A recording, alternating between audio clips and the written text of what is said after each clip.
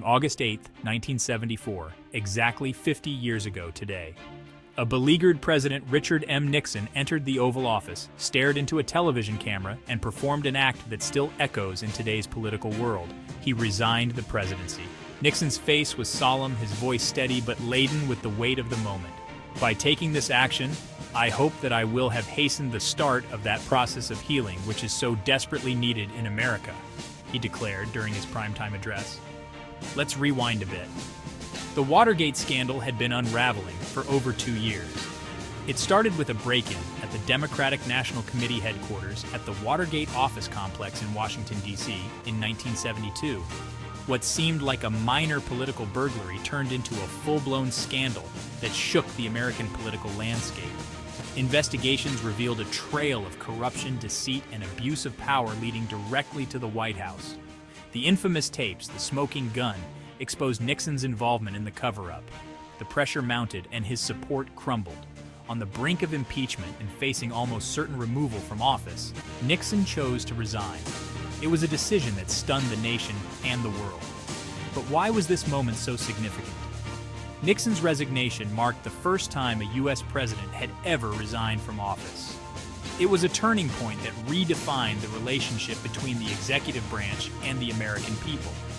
This event underscored the principles of accountability and transparency in government. It reminded everyone that no one, not even the president, is above the law. And what about the aftermath? Gerald Ford, Nixon's vice president, was sworn in as the 38th president of the United States. In his inaugural speech, Ford famously stated, "Our long national nightmare is over." He later pardoned Nixon, a controversial move that sparked widespread debate.